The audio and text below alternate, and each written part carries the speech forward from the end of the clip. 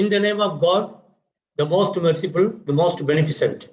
NSMSH, Holy Academy Lecture, Business Statistics, Measures of Central Tendency, that is mean and average, will be covered in this part of this lecture.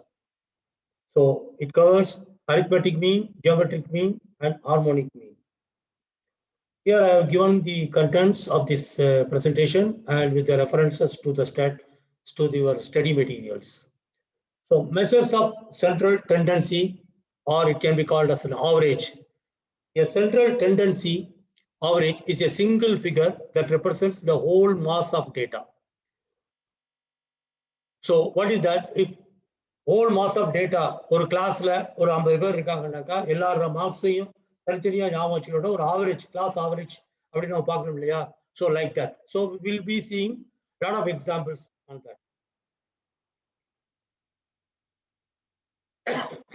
Okay, we'll be seeing various numerical measures of central tendency, part of this lecture, and then next lectures we will cover measures of dispersion, measures of skewness, and measures of kurtosis.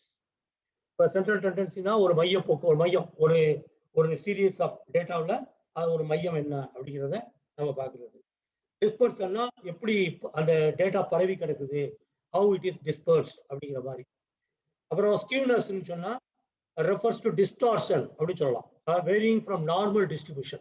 அந்த ஒரு சீரா போகாம ஏதாவது கோணலா போனுச்சுன்னா that is called skewness. அதை கண்டுபிடிக்கிறது எந்த இடத்துல தப்பு இருக்கு அப்படின்னு தெரிஞ்சுக்கிறதுக்கு ஸ்டாட்டிஸ்டியனுக்கு உதவக்கூடிய ஒரு மெஷர்மெண்ட் இது. அப்புறம் கர்டசிஸ்ன்னு ஸ்பெல் பண்ணணும். கர்டசிஸ் அது என்னன்னாக்கா இதனுடைய தோற்றம் எப்படி இருக்கு, இதனுடைய முகப்பு எப்படி இருக்குது அப்படின்னு பாக்குறது. முகட்டளை என்று சொல்லுவோம் தமிழ் படுத்தினாக்கா. It's a peak of a frequency distribution curve. அப்படின்னா அந்த டிஸ்ட்ரிபியூஷன் கர்வ் எப்படி இருக்குது, அதனுடைய பீக் எப்படி இருக்கு. இப்போ பார்த்தீங்கன்னா இந்த டிஸ்ட்ரிபியூஷன் கர்வ் எப்படி இருக்கு அப்படின்னு நம்ம பார்க்க முடியாது. அதுதான். When working on a given set of data, it is not possible to remember all the values in that set, but we require inference of data given to us. ஏன்னா அதனால எல்லா வேல்யூ நம்ம பார்க்க முடியாது. அதனாலதான் ஒரு ஆவரேஜ் இந்த மாதிரி நம்ம பார்க்குறோம். பிட் வேல்யூ என்ன, இல்லை எது ஹையஸ்ட் எது லோயஸ்ட் இப்படிதான் பார்க்குறோம். அதை பற்றி சொல்றதுதான் இந்த measures of central tendency உடைய அம்சம். This problem is solved by mean, median and mode. இதை பற்றி நம்ம விரிவா தொடர் சாப்டர்ல நம்ம பார்க்க போறோம். They are also known as statistical averages. Their simple function is to mathematically represent all the values in a particular set of data, aimed at showing the general trend inclination of all the values. ஒரு mathematical data அது ஒரு mathematical representation நமக்கு கிடைக்குது. Average மூலமோ மீன் மூலமாவோ median மூலமாவோ இல்லை mode மூலமோ கிடைக்கும் போது it represents the whole data, whole series of data. Objectives of averaging என்னன்னா to get one single value that describes the characteristics of the entire data. ஒரு கிளாஸ்னுடைய ஒவ்வொருத்தருடைய மார்க்கையும் பார்க்காம what is the class average அப்படி கேட்குறது. Single data. If the average income of the population is obtained, we get one single value that represents the entire population. ஒரு average value of the population எவ்வளவு income இருக்கு அப்படின்ட்டு. ஏன்னா எல்லாரோட இன்கமும் நம்ம தெரிஞ்சுக்கிட்டு எந்த பிரயோஜனமும் இல்லை. No use of remembering all individual incomes of India, but an average would throw light on the standard of living of an average Indian. So இந்தியாவோட ஸ்டாண்டர்ட் ஆஃப் லிவிங் இப்படி இருக்கு அப்படின்னு சொல்ல முடியும். அதுக்கு தான் இந்த மாதிரி ஸ்டாட்டிஸ்டிக்கல் டேட்டா ஆவரேஜ் பயன்படுது. டு ஃபெசிலிட்டேட் கம்பேரிசன், அதே மாதிரி கம்பேர் பண்றது. இந்த கம்பெனி போன மாசத்துடைய சேல்ஸ் இந்த மாசத்துடைய சேல்ஸ் எப்படி இருக்குது, இந்த கம்பெனி இன்னொரு கம்பெனியுடைய சேல்ஸ் எப்படி இருக்கு. The figures of average sales for December may be compared with the sales figures of previous months. இதெல்லாம் நம்ம பார்க்கலாம். Characteristics for a good statistical average. இப்போ characteristics for a good statistical average பார்க்கும்போது these are the following. It should be well defined to obtain a unique answer. It should be easier to understand, calculate and interpret. Should be based on all the observation. அந்த எல்லாத்தையும் சும்மா ஒரு 2 பேரை மட்டும் பார்த்துட்டு ஒரு sampling எடுக்கிறோம், அது வந்து தப்பா, அதாவது ப்ராப்பர் அப்சர்வேஷன் இல்லாம சாம்பிளிங் எடுத்துட்டு வந்து அதன் அடிப்படையில் ஒரு ஆவரேஜ் வச்சோம்னா அது சரியில்லை. உதாரணமா ஒரு கிளாஸ்ல 50 பேர் இருப்பாங்க, 2 பேர் டாப் மார்க் எடுப்பாங்க, ஒரு 10 பேர் வந்து ரொம்ப பாட்டம் மார்க் எடுப்பாங்க, ஃபெயில் மார்க், மீதி பேர் வந்து பிலோ ஆவரேஜ் அபோவ் ஆவரேஜ் இப்படி இருக்காங்கன்னு வச்சுக்கோங்க. அப்போ வந்து நீங்க சாம்பிள் எடுக்கும் போது ஒண்ணு அந்த 50 பேருடைய மார்க்கையும் எடுத்து டோட்டல் பண்ணி 50ஆல வகுத்து ஆவரேஜ் கண்டுபிடிச்சு சொல்லணும். இல்லைன்னு சொன்னா ப்ராப்பரா பாட்டம் லெவல்லையும் டாப் லெவல்லையும் இருக்கணும், மிடில் லெவல்லையும் கொஞ்சம் எடுக்கணும். அப்படி ப்ராப்பர் அப்சர்வேஷன் இருக்கணும். அது இல்லாம இருந்தா அது வந்து it should not be proper. It will be leading to errors. அப்போ வந்து தவறான கணிப்புக்கு கொண்டு போயிடும். It should be amenable for further mathematical calculation. Least affected by the fluctuations. Should not be unduly affected by the extreme values. இப்போ நான் சொல்ல உதாரணம் மாதிரி ஒரு கிளாஸ்ல உள்ள ஹையஸ்ட் 2 பேரை மட்டும் ஆவரேஜா எடுத்துட்டு போனோம்னா ஒருத்தர் 90, ஒருத்தர் 95, சரி ஆவரேஜ் வந்து 92.5 கிளாஸ் ஆவரேஜ் சொல்ல முடியாது. நிறைய பேர் 10 மார்க், 20 மார்க், 40 மார்க், 50 மார்க் எடுப்பாங்க. ஸோ அதெல்லாம் வந்து நம்ம பார்க்கணும். Okay. So in general, various measures of central tendency or average அப்படின்னு பார்த்தோம்னா we have mathematical average and then positional average. In mathematical average, we will be discussing about mean, which is the purpose of this chapter, this episode.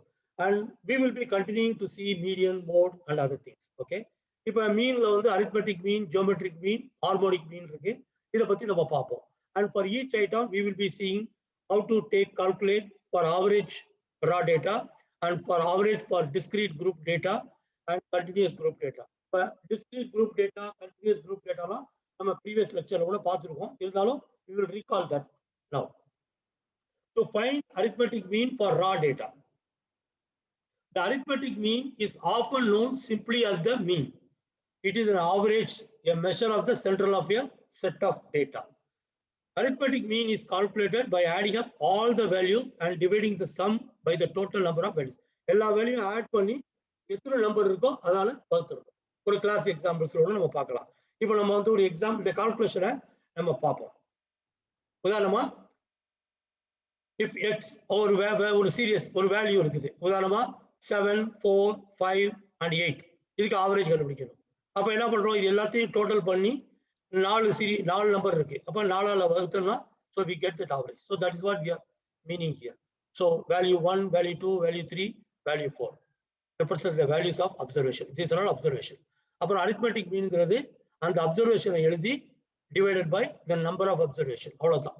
So இதை வந்து எப்படி formula denote பண்றதுன்னா இது வந்து மீன் சொல்றது. இந்த சிம்பிள் வந்து arithmetic mean உள்ளது. என்கிறது நம்பர் ஆஃப் வேல்யூஸ், அதான் வந்து அந்த frequency number of values. x1, x2, x3ங்கிறது வந்து அந்த டேட்டா வேல்யூ. அப்போ x1 வந்து 7, x2 வந்து 4, இப்படி நம்ம புரிஞ்சுக்கலாம். ஸோ இதை வந்து மேத்தமெட்டிக்கலி சிக்மாங்கிற சிம்பிளை யூஸ் பண்ணி இப்படி நம்ம நோட் பண்ணலாம். இப்படி வரிசையா இப்போ 4 சீரியல் இருக்கு, இப்படி எழுதிட்டு போகலாம். இதை ஒரு 50னா 50 வாட்டி இப்படி எழுதிட்டு போக முடியாது. அதுக்கு மேலே இப்படி நீங்க எழுதிக்கலாம். சிக்மா போட்டு இது 1ல ஸ்டார்ட் பண்ணி எண்ணில் 50ன்னு போட்டு xi போட்டு டிவைட் பை n. இதே இப்படியும் எழுதலாம். 1/n போட்டு சிக்மாவை எழுதிக்கலாம். So this is how we represent the mathematical formula and we apply this thing. But ஆனால் நீங்க புரிஞ்சுக்கிற வேண்டியது சிம்பிளா எல்லா சீரியல் எல்லா வேல்யூவும் ஆட் பண்ணி அந்த நம்பர் ஆஃப் அந்த வேல்யூஸால அப்சர்வேஷனால நம்ம டிவைட் பண்ணோம். That is what simple average and direct method. இப்போ இதே வந்து ஷார்ட்கட் மெத்தட்னு ஒன்று இருக்கு. ஷார்ட்கட் மெத்தட் ஒண்ணுமே இல்லைங்க. சிம்பிளா சொல்லணும்னா ஷார்ட்கட் மெத்தட்ல நம்ம வந்து ஒரு வேல்யூவை அசியூம் பண்ணிக்குவோம். அசியூம் பண்ணிக்கிட்டு அந்த சீரியல் வேல்யூவை வந்து அந்த அசியூம் பண்ண வேல்யூவோட உள்ள டிஃபரன்ஸை மட்டும் டோட்டல் பண்ணி அதை டிவைட் பண்ணி அந்த அசியூம் பண்ண வேல்யூவோட கூட்டி நம்ம பார்த்துக்கிறது. இதை ஒரு எக்ஸாம்பிள்ல பார்க்கவும் நமக்கு ஈஸியா புரியும். அந்த shortcut method to find arithmetic mean and assumed mean, அதுதான் நம்ம அசியூம் பண்றது. assumed mean or an arbitrary value அப்படின்னு நம்ம சொல்லலாம்.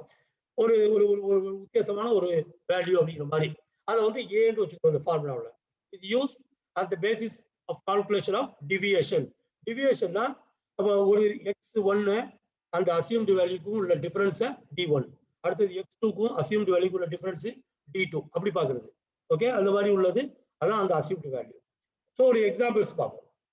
A student's marks in 5 subject. Okay, a student's marks in 5 subject 75, 68, 80, 92, 56 அப்படி இருக்குது. இப்போ வந்து இவருக்கு வந்து ஆவரேஜ் கண்டுபிடிக்கணும். இப்போ நம்ம என்ன பண்ணலாம், இந்த எக்ஸ் இந்த வேல்யூ 75, 68ங்கிறத இங்க போட்டுறோம். 75, 68. அடுத்த டேபிள்ல இந்த டிஃபரன்ஸ் பார்க்கணும், அசியூம்டு வேல்யூ பார்க்கணும். டைரக்ட் மெத்தட்ல நம்ம என்ன பண்ணுவோம்னா இந்த மார்க் அத்தனையும் கூட்டி 5ஆல வகுத்துருவோம். சிம்பிள். பட் ஆனால் இது வந்து ஒரு 5க்கும் போது உங்களுக்கு ஈஸியா தெரியும். இது ஒரு 50ங்கும் போது இந்த மாதிரி அசியூம்டு வேல்யூ பண்ணிட்டு பண்றது கொஞ்சம் சின்ன ஃபிகரா கிடைக்கும் டிஃபரன்ஸ் கண்டுபிடிச்சிருக்காங்க. அதனாலதான் இந்த மாதிரி மெத்தடை ஷார்ட்கட் மெத்தட் நம்ம சொல்றோம். இப்ப 75ல இருந்து இந்த அசியூம்டு வேல்யூ வந்து 68ன்னு வச்சுக்கிறோம். அப்ப டிஃபரன்ஸ் வந்து 7, அடுத்தது 68 மைனஸ் 68 சைபர், அடுத்தது இதுல 12 இப்படி போகுது. அப்புறம் வந்து 56ல 68ங்கிறது மைனஸ் 12, இந்த மாதிரி வேல்யூ டோட்டல் வந்து 31ல வருது. So what we do is that apply the formula. Assumed value A 68 போட்டுட்டோம். அடுத்தது வந்து இந்த சிக்மா, இந்த வேல்யூ டோட்டல் சம் வந்து 31 டிவைடட் பை 5 அப்சர்வேஷன், 5ஆல வகுத்தோம்னா 6.2 வருது. So 70.2 is the arithmetic mean. அடுத்தது discrete group data. Frequency apply ஆகுதுல, அதுக்குள்ள அந்த டேட்டாக்குள்ள பார்ப்போம். அதுக்குள்ள எக்ஸாம்பிள்ஸோட நம்ம பார்ப்போம். இதுல என்னன்னாக்கா x1, x2, xn are discrete values with corresponding frequencies. இது 5 தடவை 10 தடவை, இது ஒரு எக்ஸாம்பிள்ல பார்க்கும்போது உங்களுக்கு ஈஸியா புரியும். I will explain to you with these things. Okay, with example, the same formula and all these things. இப்போ உதாரணமா பாத்தீங்கன்னா, to find arithmetic mean for discrete group data, a proof reads through 73 pages manuscript. ஒண்ணு இல்ல, உங்கள்கிட்ட ஒரு book ஒரு கொடுத்து அதுல ஒரு 73 பேஜ் இருக்கு. அப்போ அது 73 பேஜ்ல என்னென்ன தப்பு இருக்கு அப்படின்னு நம்பர் ஆஃப் மிஸ்டேக்ஸை ஃபைண்ட் பண்ணி ஒரு டிஸ்ட்ரிபியூட் டேட்டா கொண்டு வா அப்படிங்கிறாங்க. அப்போ நம்ம என்ன சொல்றோம், நம்பர் ஆஃப் மிஸ்டேக், ஒரு மிஸ்டேக் இருக்கிற பேஜ் எத்தனை இருக்கு? 5 இருக்கு. ஒரு மிஸ்டேக் இருக்கிற பேஜ் 2 இருக்கிறது 9, இப்படி 7 மிஸ்டேக் இருக்கிறது 6 பேஜ் இருக்கு. இதுதான் நமக்கு உள்ள டேட்டா. இப்போ இதனுடைய அடிப்படையில் we are going to find out this is a discrete data. ஏன்னா டேட்டா வந்து தனித்தனியா ஃபிகர் இது, ஆனா அதுக்கு ஃப்ரீக்வன்சி இருக்குது. நம்பர் ஆஃப் பேஜஸ்ல ஒரு தப்பு 2 தப்பு அப்படிங்கிற ஃப்ரீக்வன்சி இருக்கு. இப்போ இதுக்கு வந்து determine the mean number of mistakes, இதுக்கு ஒரு ஆவரேஜ் மிஸ்டேக்ஸ் எப்படி இருக்கு அப்படின்னு பார்க்கணும். அப்போ வந்து ஜஸ்ட் இந்த மிஸ்டேக்ஸை மட்டும் டோட்டல் பண்ண முடியாது. ஏன்னா ஃப்ரீக்வன்சி ஒன்று வந்து 5 தடவை 2 9 தடவை இருக்கு. அப்போ இது ஒரு வெயிட்டேஜ் மாதிரி பண்ணி மல்டிப்ளை பண்ணணும். அதுதான் இந்த நம்ம இங்க பார்க்க போற சாம்பிள்ஸ். எப்படி பண்றோம்? இப்போ வந்து இந்த நம்பர் ஆஃப் மிஸ்டேக்ஸ் இங்க போட்டுக்கிறோம். இந்த நம்பர் ஆஃப் பேஜஸ் இங்க இருக்குது. அதுக்கு 2 ஃபார்முலா கொடுத்துருக்கோம். எப்படி ஃபார்முலா அப்படின்னா, அந்த இதுக்குள்ள average sum of the frequency of the x, okay, 5 into 1 அப்புறம் plus 9 into 2 plus 12 into 3 இப்படி இங்க பாக்குறது, and divide by n. n the total of the frequency, இதனுடைய total, அது வந்து it comes like that. So let's see, analyze this example. இதுல வந்து we will be seeing by direct method as well as shortcut method. ரெண்டு எப்படி அப்படிங்கறத நம்ம பார்ப்போம். அதே எக்ஸாம்பிள் தான், 73 பேஜஸ், அதே வேல்யூ இங்க கொடுத்துட்டோம், அதனுடைய நம்பர் ஆஃப் பேஜஸ் இருக்குது. இப்போ டைரக்ட் மெத்தடுக்கு உள்ள ஃபார்முலா இது, ஷார்ட்கட் மெத்தடுக்கு அசியூம்டு வேல்யூ பண்ணிட்டு அதுதான் நம்ம கொண்டு போறோம். இங்க என்னன்னாக்கா எஃப்ஐ எக்ஸ்ஐ அப்படின்னு பாக்குறோம், சிக்மா ஆஃப் எஃப்ஐ எக்ஸ்ஐ பாக்குறோம். இங்க வந்து sigma of f i with d i, டிஐனா the difference from the assumed mean, அதுதான் நம்ம பார்க்க போறோம். மற்றபடி எல்லாம் ஒண்ணுதான், ஒரு டிஃபரன்ஸ் இல்லை.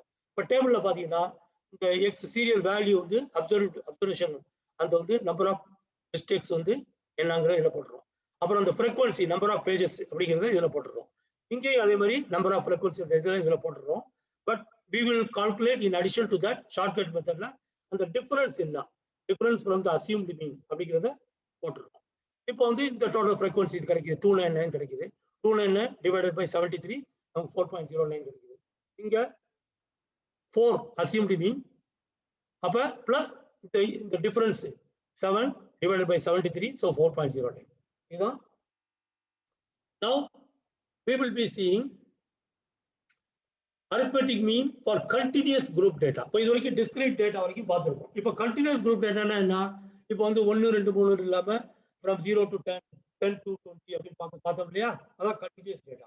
இதையும் நம்ம ஒரு எக்ஸாம்பிள்ல நம்ம பார்ப்போம். அதுக்குள்ள ஃபார்முலா இஸ் given here. இது அதே மாதிரி தான், சிக்மா, அதாவது sum of the frequency multiplied by the value, okay, அப்ப divided by the total of that frequencies, அதுதான் நமக்குள்ள இது. இப்போ இதனுடைய கிளாஸஸ் இருக்குது. இதுல வந்து ஷார்ட்கட் மெத்தட் பார்த்தோம்னாக்கா ஒரு ஆர்பிட்ரரி வேல்யூ வச்சுக்கணும். அதுக்கு வந்து அதுக்கு அதனுடைய டிஃபரன்சஸ் வந்து அந்த value minus arbitrary value divided by C. C is the அந்த கிளாஸ் இன்டர்வல், அந்த ஒரு கண்டினியூஸ் கண்டினியூஸ் ஃப்ரீக்வன்சி, அந்த கண்டினியூஸ் குரூப் டேட்டாவில் கிளாஸ் இன்டர்வல் நம்ம பார்த்துருக்கோம் ஏற்கனவே. அந்த class interval is one of the thing that we should remember. அதுதான் நம்ம பார்க்கணும். Okay, now let's see an example and understand this fully. இதுல நம்ம பார்த்தீங்கன்னா direct method, short cut method ரெண்டுக்கும் டிஃபரன்ஸ் தெரியறதுக்காக ஒரே ஸ்கிரீன்ல நம்ம பார்க்க போறோம். அதே மாதிரி டேட்டாவை எடுத்துக்கிறோம். எப்படி இருக்கு டேட்டா? 0 to 8, 8 to 16, 16 to 24 இப்படி இருக்குது. அப்புறம் நம்பர் ஆஃப் பர்சன்ஸ் இருக்குது. இப்போ இதுதான் நமக்கு இப்போ வந்து கிளாஸ் இன்டர்வல் இப்போ போட்டுக்கிறோம். F1, F2 இந்த ஃப்ரீக்வன்சி எங்க நம்ம போட்டுக்கிறோம். அடுத்தது இந்த வேல்யூ. இப்போ இது வந்து எப்படி பார்க்குறோம் அப்படின்னா, இது வந்து மிட் பாயிண்ட்னு சொல்றது. இது இந்த எக்ஸோ வேல்யூ வந்து ஏன்னா கண்டினியூஸ் டேட்டாக்கு we to take the mid points. இப்போ 0 to 8க்கு வந்து மிட் பாயிண்ட் வந்து 4. அப்புறம் 8 to 16க்கு மிட் பாயிண்ட் வந்து 8லேருந்து இப்போ 8க்கும் 16க்கும் இடையில பார்த்தீங்கன்னா டிஃபரன்ஸ் வந்து 8. அதனுடைய பாதி 4. அப்போ 8 4 12 அப்படி போகணும். 16க்கும் 14க்கு இடையில 8. அதனுடைய பாதி 4. 16 4 20 இப்படி போகணும். அதான் மிட் பாயிண்ட்ஸ். இப்போ இங்க வந்து இந்த 3 காலமும் இதுலயும் இருக்கும். ஷார்ட்கட் மெத்தட்லயும் அதே தான், ஒன்றும் ப்ராப்ளம் இல்லை. இந்த அடிஷனல் என்ன பண்ணுறோம், அந்த டிஃபரன்ஸ் எடுக்கிறோம். ஏன்னா நம்ம ஒரு ஆர்பிட்ரரி வேல்யூ எடுத்துடுறோம். அந்த ஆர்பிட்ரரி வேல்யூ இங்க வந்து ஃபார் எக்ஸாம்பிள் 28 நம்ம அசியூம் பண்ணிக்கிறோம். அதை நம்ம வச்சுக்கிட்டோம். அப்போ என்ன பண்றோம், இந்த 28ல இருந்து இந்த இதை நம்ம வந்து கழிக்கிறோம். இந்த மிட் பாயிண்ட்டை நம்ம கழிக்கிறோம். அப்போ என்ன பண்றோம், இப்போ 1 by 1 நம்ம அந்த இதை இது பண்றோம். எப்படி ஆர்பிட்ரரி வேல்யூ நம்ம எடுக்கிறோம் அப்படிங்கிறதுக்கு இதுதான் நமக்குள்ள method. So what we will do is that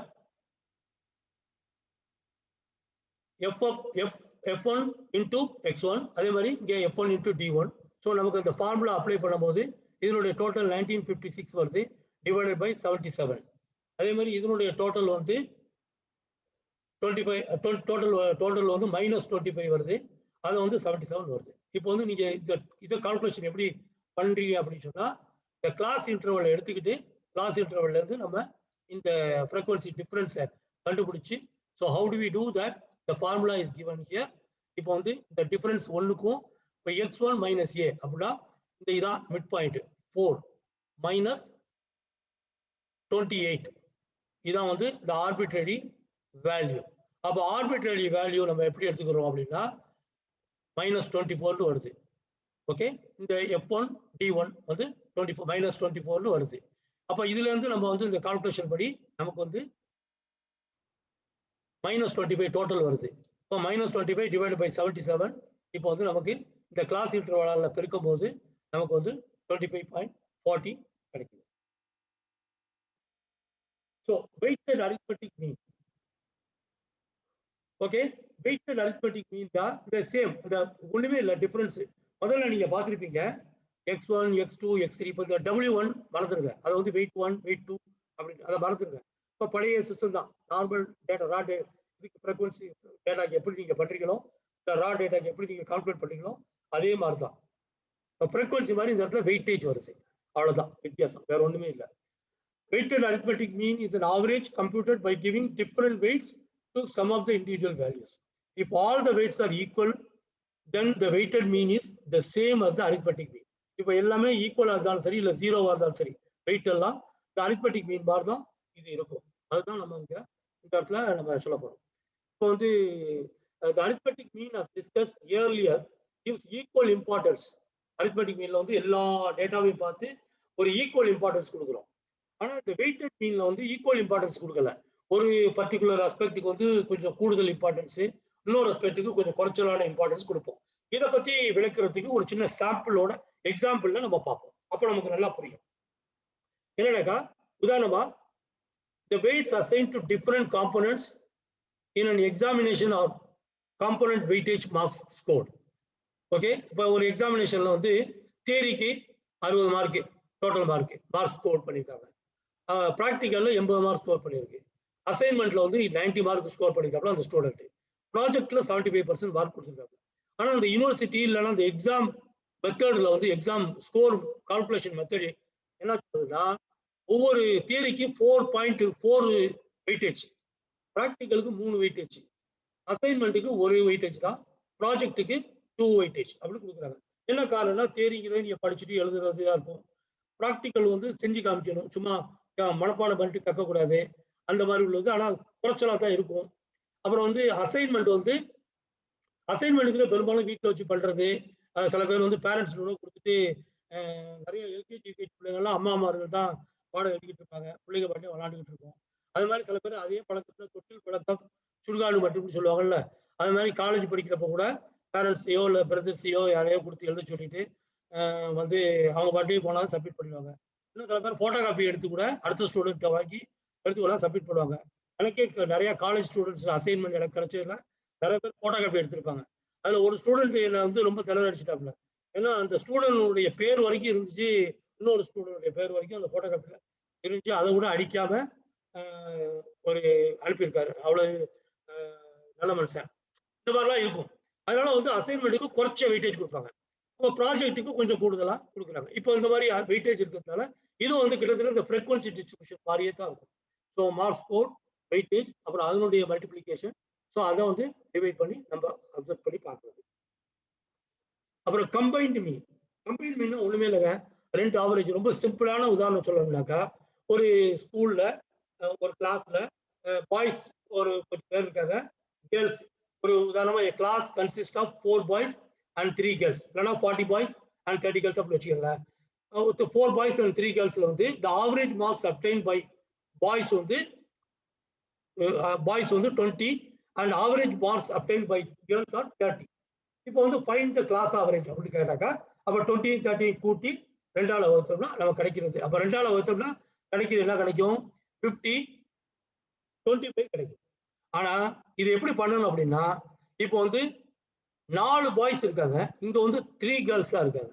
அப்ப என்ன பண்ணும்? 4 multiplied by that average 20, அப்புறம் 3 multiplied by 30 90.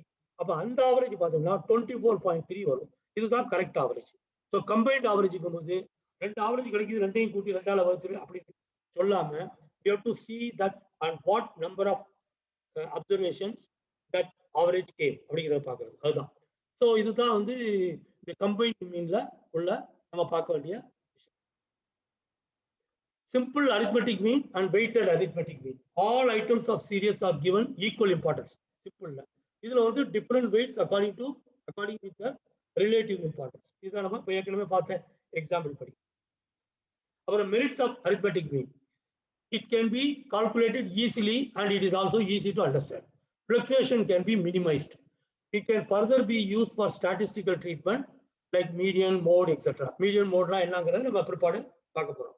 This method is rigidly defined and hence can be used for comparison. ஸ்ட்ரிக்ட்டா டிஃபைன் பண்ணிக்கிறதுனால கம்பேரிசனுக்கு யூஸ்ஃபுல்லா இருக்கும், கொஞ்சம் அக்யூரசியா இருக்கும் மற்ற மெத்தடை விட, மீடியனை விட அப்படின்னு நம்ம பார்க்கலாம்.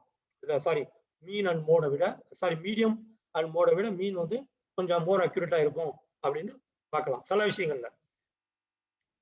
அப்புறம் demerits of arithmetic mean. It cannot be plotted in a graph. கிராஃப்ல பார்க்க முடியாது. It is not applicable in a qualitative data. Arithmetic mean cannot be calculated if the class intervals have open ends. Open end நம்ம போன லெக்சர்லயே பார்த்திருப்போம். இப்போ வந்து below 10,000, அப்புறம் 10,000 to 20,000 அப்படி ஒரு கண்டினியூஸ் குரூப் டேட்டா இருக்குதுன்னு வச்சுக்கோங்க. அண்ட் above 50,000 அப்படி நம்ம ஒரு எக்ஸாம்பிள் பார்த்தோம். அது மாதிரி இருக்கிறதுல வந்து இந்த arithmetic mean பார்க்க முடியாது. அதான் ஓப்பன் எண்ட் கிளாஸ் அப்படிங்கிறது. And it is highly influenced by extreme observations. So ஏதாவது எக்ஸ்ட்ரீம் மார்க்ஸ் அப்படிலாம் இருந்துச்சுன்னா நமக்கு வந்து அது ஒரு நல்ல ஒரு ஆவரேஜ் வந்து கரெக்டாக கிடைக்காது. அடுத்தது geometric mean. Geometric mean is a special type of average. இது ஒரு special type of average where we multiply the numbers together and then take a square root or cubic root or the nth root of that number of observations. இதான் நம்ம புரிஞ்சுக்கணும். இதை பத்தி நான் ரொம்ப சிம்பிளா உங்களுக்கு 2-3 ஸ்கிரீன்ஷாட் சொல்லி சொல்றேன். இருந்தாலும் வந்து I have given in my slide there are 2 websites. அது வந்து ரொம்ப ஈஸியா ரொம்ப ஃபன்னா நீங்க புரிஞ்சுக்கிற மாதிரி இருக்கும். அதையும் நீங்க பார்க்கலாம் சமயம் கிடைச்சா. நீங்க already if you know very well and that's okay. Okay, for the example, what is the geometric mean? 2 and 18. இப்போ 2 வேல்யூ கொடுத்துருக்காங்க. இப்போ 2 and 18 வந்து arithmetic mean பார்த்தீங்கன்னா 2 plus 18 20 divided by 2 10 தான் அப்படின்னு சொல்லிடுவோம். ஆனா இங்க வந்து ஜியோமெட்ரிக் மீன் மல்டிப்ளை பண்ணி ரூட் கண்டுபிடிக்கணும், 2 வேல்யூ அப்படிக்கும் போது. அப்போ 2 into 80 மல்டிப்ளை பண்ணா 36 வருது. அதனோட ரூட் கண்டுபிடிச்சோம்னாக்கா 6 6 அப்படி பார்க்குறோம். இப்போ இது 3 வேல்யூவா இருந்துச்சுன்னா 10 51.2 and 8. அப்போ 3 நம்ம பெருக்கி 4096 வருது. அப்போ அதனுடைய கியூபிக் ரூட் ஓகே, அப்போ வந்து 16 வருது. கியூப் ரூட் கண்டுபிடிக்கும் போது 16 வருது. So that is the answer. If it is more than 3 ஒரு 5 வச்சுக்கோங்க. 1 3 9 27 8 1 இருக்கு. அப்போ 5 நம்ம கூட்டி பெருக்கி வர்ற ஃபிகரு அதை வந்து 5th ரூட் கண்டுபிடிச்சா 9 வருது. So that is the geometric மீன். இதுதான் ஜியோமெட்ரிக் மீன். ரொம்ப சிம்பிள். இப்போ இந்த மெத்தடை யூஸ் பண்ணி how we do the statistics அப்படிங்கிறத நம்ம பார்க்க போறோம். For n numbers multiply them, எல்லாத்தையும் மல்டிப்ளை பண்ணி all together and then take the nth root. அதுதான் வந்து நீங்க பார்க்க வேண்டிய ஜியோமெட்ரிக் மீனுடைய ஃபார்முலா. இப்போ வந்து ஃபார் அன்குரூப்டு டேட்டா இருக்குது அப்படின்னா அந்த அன்குரூப் டேட்டாக்கு இதான் formula. we have to find out, we take x1 x2 xn வரைக்கும் உள்ள இதனுடைய ரூட் nth ரூட் கண்டுபிடிச்சா போதும். எல்லாத்தையும் பெருக்கி அதனுடைய nth ரூட் கண்டுபிடிச்சோம்னா போயிடுச்சு. அதுதான் வந்து இந்த திங்ஸ். பட் ஆனா இப்போ வந்து பெருக்கிறது வந்து எல்லா நம்பரையும் ஈஸியா பார்த்து நீங்க பெருக்கிட்டு இருக்கக்கூடிய கிளாஸ்ல. அப்போ வந்து ஸ்டூடெண்ட்ஸ்க்கு லெவலுக்கு either calculator will be available, இல்லைன்னா லாக் டேபிள் கொடுப்பாங்க. Logarithm table, anti log and anti log table கொடுப்பா. அதை வச்சு நீங்க ஈஸியா பண்ணலாம். இது கிளாஸ்ல நீங்க பார்த்துருப்பீங்க. நான் ஏற்கனவே கொடுத்த வெப்சைட்லையும் அந்த லாக் டேபிள்லாம் எப்படி யூஸ் பண்றதுங்கிறது இருக்குது, நீங்க பார்த்துக்கலாம். If you want any of the students, viewer of my presentation, please comment in my comment box of my YouTube channel, so that if you have request and I can put a special video. ஏன்னா நிறைய video வந்து explain பண்றது only perfect இங்கிலீஷ்ல இருக்கலாம், ரொம்ப speedo போவாங்க. அதே மாதிரி இல்லைன்னா வந்து ஹிந்தியில இருக்கும். அதனால வந்து ஹிந்தி தெரியாது போட அப்படின்னு சொல்றவங்களுக்கு தமிழ் தான் வேணும் அப்படின்னாக்கா நான் வந்து ஒரு வீடியோ போடுறேன். இப்போ உதாரணம், calculate the geometric mean of the annual percentage growth rate of profits in business corporate from the year 2000 to 2005. அது வந்து ஒரு 50 72 அந்த வேல்யூ கொடுத்துருக்காங்க. ஓகே, இந்த வேல்யூ கொடுத்துருக்காங்க. இப்போ இதை வந்து பெரும்பாலும் எக்ஸாம்லயே அந்த லாக் வேல்யூ கொடுத்துருப்பாங்க. அப்போ அந்த லாக் வேல்யூ இருக்கு கொடுத்துருக்காங்க. இப்போ நம்ம என்ன பண்ணணும், we have to find out the sigma of log, the sigma of log. So we get these things and divide by n. n தான் அந்த நம்பர். அப்போ நம்பர் ஆஃப் அப்சர்வேஷன்ஸ் அது வந்து 5. இப்போ ஆன்டி லாக் வந்துருச்சு. இப்போ we have to refer to the anti-log table. anti-log table கண்டுபிடிச்சோம்னாக்கா அந்த geometric மீன் நமக்கு கிடைச்சிருது. இப்போ ரொம்ப சிம்பிளா பார்த்தீங்கன்னா this is the log table. இப்படி தான் இருக்கும். உங்களுக்கு எக்ஸாம் ஹாலில் கொடுத்துருப்பாங்க. ஆன்டி லாக் பார்க்கறது இந்த மாதிரி இருக்கும். எக்ஸாம் ஹாலில் உங்களுக்கு கொடுத்துருப்பாங்க. இதுல இருந்து பார்க்கலாம். இதுல இருந்து எப்படி பார்க்கறதுங்கிறத ஒரு சிம்பிள் காணொலியில நான் காமிக்கிறேன். And I have given you the website. You can also see that. Even you can ask your teacher to explain you. இதான் methods நான் கொடுத்திருக்கேன். It will be available in my study material also. Okay. இப்போ வந்து geometric mean for discrete group data. இப்போ discrete group dataவை எப்படி நம்ம பார்க்கிறது அப்படின்னு நம்ம பார்ப்போம். இப்போ வந்து இதுக்குள்ள ஃபார்முலா என்னன்னா ஆன்டி லாக் கண்டுபிடிக்கணும் of the sigma of the frequency of log x. அப்போ வந்து f1 into log of x1. அப்போ வந்து நம்ம அதை கண்டுபிடிக்கும் போது இப்போ நம்ம எப்படி பண்றோம், இந்த டேட்டாக்கு இதுக்கு வந்து நம்ம வந்து ஒரு எக்ஸாம்பிள்ஸ்ல நம்ம பார்ப்போம். எப்படி எக்ஸாம்பிள்ஸ்? இப்போ வந்து நம்ம first will take the table x values 5 15 25 35 போட்டுட்டோம். அதனுடைய ஃப்ரீக்வன்சி 5 8 3 4 இப்போ கொடுத்துருக்கு, அதையும் நம்ம போட்டோம். ஸோ த லாக் வேல்யூ நம்ம இங்கே எடுத்து லாக் டேபிளில் பார்த்து நம்ம லாக் வேல்யூவை எழுதிக்கிறோம். சரி, எஃப் ஆஃப் லாக் அப்படிங்கும்போது இதனுடைய multiplication. So we get that 23.279. Now what we should do, 23.279 divided by 20. 20 னா the total of frequencies 20. அதெல்லாம் டிவைட் பண்ணி அந்த வேல்யூ வந்து ஆன்டி லாக் கிடைக்கும். அது ஆன்டி லாக்கு நம்ம ஆன்டி லாக் டேபிள்ல போய் ஜியோமெட்ரிக் மீன் கண்டுபிடிச்சோம். அதான் வந்து இதனுடைய மெத்தட். அதே இது கண்டினியூஸ் குரூப் டேட்டா பார்த்தோம்னா அதுக்குள்ள ஃபார்முலா இஸ் திஸ். அதுக்கு ஜியோமெட்ரிக் மீன் ஆன்டி லாக் கண்டுபிடிக்கிறது இந்த ஃபார்முலா நம்ம யூஸ் பண்ணணும். அப்போ என்ன பண்றோம், இப்போ நீங்க ப்ராக்டிக்கலா இந்த எக்ஸாம்ல புரிஞ்சுக்கோங்க. Continuous data will be distributed like this. Okay, so 4 to 8, 8 to 12, 12 to 16 இப்படி இருக்குது. அப்போ அதனுடைய நம்பர் ஆஃப் ஸ்டூடெண்ட்ஸ் அப்சர்வேஷன் இருக்குது. இப்போ நம்ம how do we solve this thing? அப்போ வி டேக் த டேட்டா. அப்போ அந்த டேட்டாவை கண்டினியூஸ் டேட்டாவை முதல்ல அந்த கிளாஸ் இன்டர்வல்ல கிடைக்கிற மாதிரி நம்ம முதல்ல இதுல டெஸ்ட் பண்ணிடுறோம். டெஸ்ட் பண்ணிட்டு அப்புறம் மிட் பாயிண்ட், அதுல இருந்து மிட் பாயிண்ட் கண்டுபிடிக்கிறோம். 4 to 8 வந்து இடையில உள்ள பாயிண்ட் வந்து 6, இதுக்கு 10, 14 இப்படி நம்ம மிட் பாயிண்ட் எழுதிடுறோம். அப்புறம் F5 அந்த வேல்யூ F5 கண்டுபிடிக்கிறோம். எப்படி கண்டுபிடிக்கிறோம்னா இப்போ வந்து நம்ம இந்த 6, 10, 18, 13, 5 இந்த டேட்டாவை F5ல நம்ம எழுதிடுறோம். இப்போ now we have to take the log value. So instead of multiplication we take from the log table, and we take the log table, and the log table என்ன சொல்லுது அப்படின்னா இந்த F1 இதனுடைய log multiply by x1, இதனுடைய log with multiply by x1, அதனுடைய sigma, அதனுடைய sum total and total of the frequency இதான் வந்து N109, அந்த total of frequency 109. அப்ப அதுக்கு ஆன்டிலா கண்டுபிடிச்சு geometric mean கண்டுபிடிக்கும். அதுதான் வந்து so we get that. So the geometric mean of 109 students in a subject is 18.40. இது log table பார்க்கிறது, ஆன்டிலா டேபிள் பார்க்கிறது செப்பரேட் காணொலியில தனியா நான் கொடுப்பேன். Okay, you can see that also. Merits of geometric mean. The geometric mean பார்க்கிறதுடைய merits based on all the observation and rigidly defined. It is rigidly defined, capable of further algebraic treatment, and it is less affected by the extreme value. ஏன்னா இது geometric பண்ணி அதனுடைய வேல்யூக்குள்ள actual அந்த extreme emphasise வந்து நம்ம multiply பண்றதுனால காமிச்சு, அதனால வந்து it is less affected compared to arithmetic mean. அப்புறம் வந்து suitable for averaging ratios, percentages and rates. இப்போ வந்து இந்த ரேட் ஆஃப் ஆவரேஜஸ் இதெல்லாம் கொடுத்து அதுக்கு வந்து நம்ம ஒரு ஆவரேஜ் கண்டுபிடிக்கணும்னாக்கா எல்லாம் ஆவரேஜாவே டேட்டா கிடைக்குது, அப்ப இல்லைன்னா ரேஷியோவாவே கிடைக்குது. அப்போ வந்து அதுக்கெல்லாம் வந்து geometric mean is very suitable.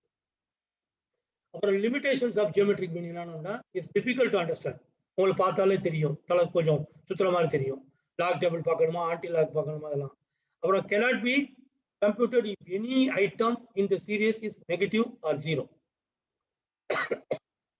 இதுல ஏதாவது ஒரு வேல்யூ ஜீரோவா இருந்தாலே இல்ல நெகட்டிவா இருந்தா கொஞ்சம் கஷ்டம். அது கஷ்டம் இல்ல, சுத்தமா எல்லாமே, ஏன்னா ஆல் ஆர் மல்டிப்ளைன்னு வருது இல்லையா, அப்போ ஜீரோ வந்து 100 மல்டிபிளிகேஷன்ல போட்டு பண்ணாலும் அது ஜீரோ ஆயிடும், அப்போ வந்து ஃபிளாப் ஆயிடும்.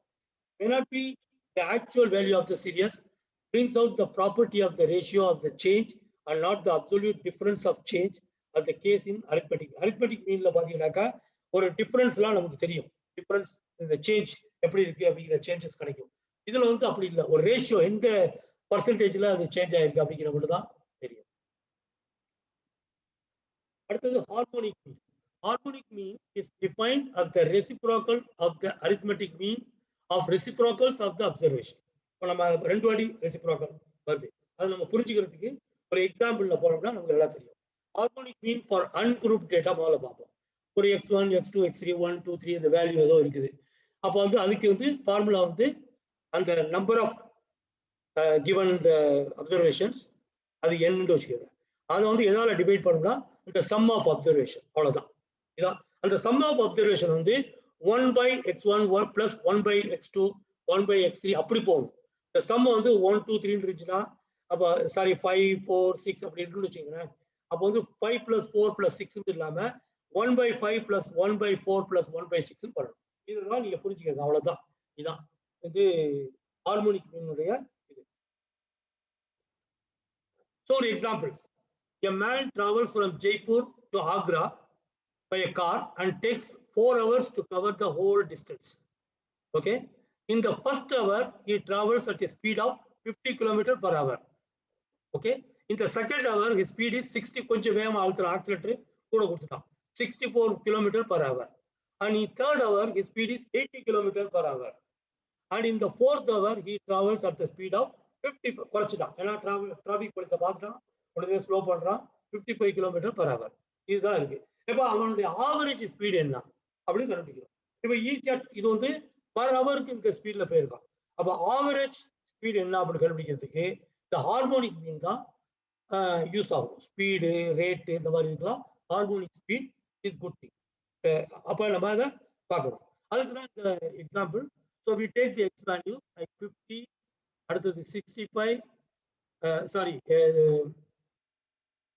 80 and 55. 50 and 64 plus 65, 80 and 55. நம்ம அந்த ஸ்பீடை போட்டுக்கிட்டோம். இப்போ வந்து 1/x நம்ம கண்டுபிடிக்கிறோம். ஸோ அப்படின்னா என்ன 1/50, அதே மாதிரி 1/65, 1/80 இதை கண்டுபிடிக்கிறோம். இதை நம்ம போட்டுக்கிறோம். So this is the total. So now simple. So 4/the total. இதுதான் நம்ம பார்க்க போகிறது. ஓகே, இதுதான் அந்த ஹார்மோனிக் மீன் இதில் நமக்கு ஃபார்முலாவில் கொடுத்துருக்கோம். What is that meaning? n is the frequency, அதாவது அந்த number of observations divided by sigma. Sigma is the sum of n times. அப்போ இதில் வந்து 4 times இருக்கு. அப்போ 4 times இருக்கு. அப்போ 1/x1, 1/x2, 1 plus 1/x3 plus 1/x4 அப்படின்ட்டு அந்த டோட்டல் வந்து நமக்கு கிடைக்குது. அது so 4 by that value becomes 60.5 km/h. இதுதான் average speed. Okay, so another computer harmonic mean for the given data obtained from a survey. இது discrete group data, frequency add ஆயிருச்சுன்னா அதுக்குள்ள இது. அது எப்படின்னா ஒரு speed of the car 130 km/h, 135 அப்படி போயிட்டு இருக்கு. அது மாதிரி 3 கார் போகுது, இது 4 கார் போகுது, அடுத்தது 8 காரு, அடுத்து 9 கார், அடுத்து 2 கார், இப்படி கொடுத்துருக்காங்க. இப்போ வந்து இது வந்து டிஸ்கிரீட் குரூப் டேட்டா. இப்போ எல்லாம் 4 காருக்கு குரூப்பா இருக்குல்ல, அது 4 காருக்கு 3 காருக்கு அதான் குரூப் டேட்டா. பட் இந்த ஸ்பீட் ஆஃப் த கார் வந்து கொடுக்கப்பட்டிருக்கு. இப்போ நம்ம இதை வந்து குரூப் டேபிள்ல போட்டுறோம். 130, 30, அப்புறம் வந்து இதனுடைய ஃப்ரீக்வன்சி 3, 4, 8 அதை நமக்கு போட்டுக்கிறோம். ஸோ இப்போ நம்ம என்ன பண்றோம், இந்த Fi டிவைடட் பை x1 இந்த வேல்யூ இதை நம்ம போட்டுக்கிறோம். இப்போ இதனுடைய டோட்டல் வந்து 0.1648. இப்போ இதனுடைய total of the frequency of the cars வந்து 26. So what we do is 26 divided by the total of this Fi by xi. இதான் வந்து நம்ம பார்க்க வேண்டிய ஹார்மோனிக் மீன். அடுத்தது harmonic mean for continuous data. இது என்ன, அதே கண்டினியூஸ் டேட்டா என்ன, 2 to இதுல நம்ம உதாரணத்தையே பார்ப்போம். 2 to 6, அடுத்து 6 to 10 or 10 to 14. இப்போ இதை வந்து 10 times, 12 times and 18 times number of companies இருக்குது. இப்போ நம்ம இதை வந்து இந்த சொல்யூஷனுக்கு ஃப்ரீக்வன்சி டேபிளில் கொண்டு வரோம். கிளாஸ் இன்டர்வல் கொடுத்துருக்கோம். அப்புறம் மிட் வேல்யூ, கிளாஸ் இன்டர்வல் வரும்போதே மிட் வேல்யூ வந்துடும். 2 to 6க்கு 4, இது 8, இது ஒரு 12. அப்புறம் நம்பர் ஆஃப் கம்பெனிஸ் வந்து 10, 12, 12, 18. அப்புறம் இதனுடைய ரெசிப்ராக்கல் 1/x1 எப்படி அப்படிங்கிறத நம்ம பார்க்குறோம். அந்த வேல்யூ இந்த x1 இது 1/4, அடுத்தது 1/8, 1/12 ரெசிப்ராக்கல். அப்போ இந்த ரெசிப்ராக்கலுடைய டோட்டல் வந்து 40/5.5. நம்ம நீங்கள் டோட்டல் பார்க்கலாம், கால்குலேட்டர் இருக்கும், யூஸ் பண்ணிக்கலாம், நம்ம கலக்க வேண்டாம். பெரும்பாலும் சிம்பிள் ஃபிகராக இருக்கும், ஈஸியாகவும் நீங்கள் போட்டுக்கலாம் எக்ஸாமில், ஒன்றும் பயப்படலாம்.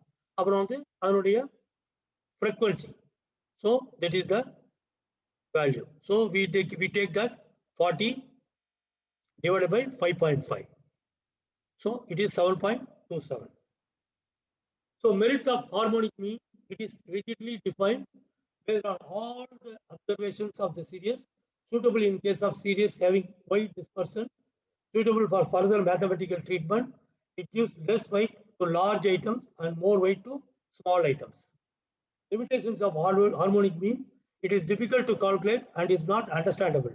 கொஞ்சம் அண்டர்ஸ்டாண்டபிள் இல்லாத மாதிரி தெரியும். உங்களை சொல்ல வேற யாருக்கோ சொல்லியிருக்காங்க, உங்களுக்குலாம் நீங்கள்லாம் நல்ல பிள்ளைங்க, நீங்கள்லாம் அண்டர்ஸ்டாண்ட் பண்ணிக்கிறீங்க. பட் ஜெனரலாக சொல்றாங்க. So you can write in exam that it is one of the limitation. All the values must be available for computation. It is not popular due to its complex calculation. It is usually a value which does not exist in series. இது வந்து ஒரு அந்த சீரியஸ்லயே ஒரு இருக்காது. ஏன்னா நம்ம ஒரு புதுசா நம்ம கொண்டு வர்ற ஒரு ஃபிகர் மாதிரி தெரியும் பார்க்கறதுக்கு. So comparison arithmetic mean and geometric mean and harmonic mean, it is considered an ideal average. Arithmetic mean வந்து ஒரு ideal average மாதிரி and frequently used in all aspects of life. Example வந்து average production, average wage, average cost per capita income, exports, imports, consumption, prices, etc. But when different items of a series have different relative importance, நம்ம பார்த்துருக்கோம் weighted average arithmetic நம்ம பார்ப்போம். அதான் arithmetic meanல உள்ள நம்ம குறிச்சிக்கல் வச்சு. But geometric meanல it is better than other means when the data are like ratios. அந்த மாதிரி percentage ratios அப்போ வந்து it is very good. It is important in a series of items of wide dispersion. அந்த dispersion பரவுதல் அப்படி சொல்றோம் இல்லையா, அது வைடா பரவி இருந்துச்சுன்னா it is important that geometric mean is good. ஏன்னா the extreme value இருந்தா கூட அதை வந்து ப்ராப்பரா ரெஃப்ளெக்ட் பண்ணும் அப்படின்னு நம்ம பார்த்துருக்கோம். Used in construction of index numbers, averages of proportion, percentages, compound rates are computed by geometric mean. Index numbers நம்ம ஸ்டாட்டிஸ்டிக்ல லாஸ்ட் சாப்டர்ஸ்ல நம்ம பார்ப்போம். Harmonic mean is used when the values are expressed as value. Speed பார்த்தோம்ல value, அதாவது 30 km/h, அதாவது value per unit per hour அப்படி சொல்லி அது மாதிரி. Example, average speed is calculated as km/h. It is used when the small items must get more relative importance than the larger ones. Useful for time, speed, values given in quantities, rate, prices. எல்லாமே வந்து நமக்கு harmonic mean use ஆகும். அப்புறம் some notes for purposely useful for students. Of course, you have to go for your study material to get all the points that we asked, consistently asked for multiple choice questions, especially for foundation level examination, CA, CMA இதெல்லாம். அப்போ நீங்கள் வந்து அதே மாதிரி ACC எல்லாம் நீங்கள் வந்து கொஞ்சம் நல்லா பார்த்துக்கோங்க. இந்த மாதிரிலாம் கூட இருக்கும். இன்னொன்று ஓப்பன் எண்ட் டிஸ்ட்ரிபியூஷன், சம்திங் மீன், மீடியன், மோட் அப்படி கூட கன்ஃபியூஸ் பண்ணியிருப்பாங்க. மீன் cannot be determined, அதை வந்து நம்ம புரிஞ்சுக்கணும். The sum of the deviation from mean is 0. அப்புறம் arithmetic mean equal to geometric mean equal to harmonic mean when all the observations are same. Observation same இருந்துச்சுன்னா நம்ம வந்து அதை நம்ம புரிஞ்சுக்கலாம். எனி அப்போ எல்லாமே 10 10 10 இருந்துச்சுன்னா ஆவரேஜும் ஒன்று தான், geometric mean ஒன்று தான், harmonic mean ஒன்று தான் அப்படிங்கிற மாதிரி. In any distribution, when the original items are different, the arithmetic mean, geometric mean and harmonic mean would also differ and will be in the following order. அப்போ arithmetic mean வந்து greater than or equal to geometric mean இருக்கும். Geometric mean வந்து greater than or equal to harmonic mean இருக்கும். அதுதான் வந்து. Thank you. எல்லா புகழும் இறைவனுக்கே. This is my email